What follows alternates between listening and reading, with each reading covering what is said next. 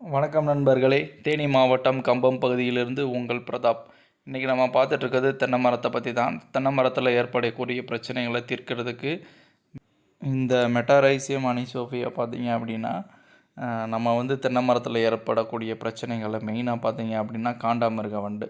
இந்த காண்டாமிருக வண்டு பிரச்சனையிலேருந்து நம்ம விலகுவதற்கு இந்த மாதிரி தென்னங்கண்டு நல்லா வளர்ந்து 1 வருஷம் ஆன 1.5 வருஷம் ஆன தென்னங்கண்டுல எல்லாம் பார்த்திங்க அப்படின்னா ஈஸியாக காண்டாமிருகம் தாக்கிரும். அதை நம்ம தடுக்கிறதுக்கு பார்த்தீங்க அப்படின்னா இந்த இதில் பார்த்தீங்கன்னா காண்டாமிருகம் தாக்கியிருக்கு. பட் இருந்தாலும் அந்தளவுக்கு தாக்காமல் இந்த தென்னை மரம் தப்பிச்சிருச்சு.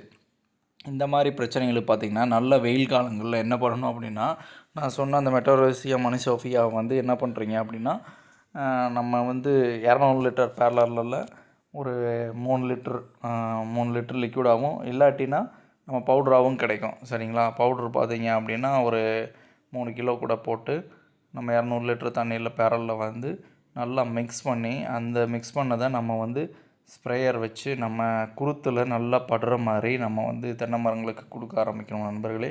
அப்படி கொடுத்தோம் அப்படின்னா அந்த காண்டாமிருக வண்டு மற்ற இலைப்பூச்சிகள் உண்ணிகள் இந்த மாதிரி விஷயங்கள்லாம் பார்த்தீங்க அப்படின்னா வர்றது மிக மிக தடுக்கலாம்.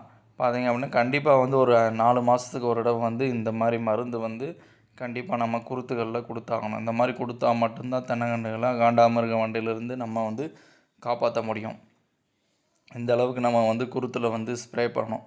ஸ்ப்ரே பண்ணி அந்த மெட்ராசியம் கொடுத்தோம் அப்படின்னா நல்லபடியாக தென்னங்கன்று எந்த ஒரு பிரச்சனையும் இல்லாமல் வளர ஆரம்பிக்கும். இந்த மாதிரி விவசாயம் சார்ந்த வீடியோக்களை மீண்டும் உங்களை அடுத்த பதிவில் நான் பதிவிடுகிறேன் நண்பர்களே. மீண்டும் உங்களை சந்திப்பதில் நன்றி, வணக்கம்.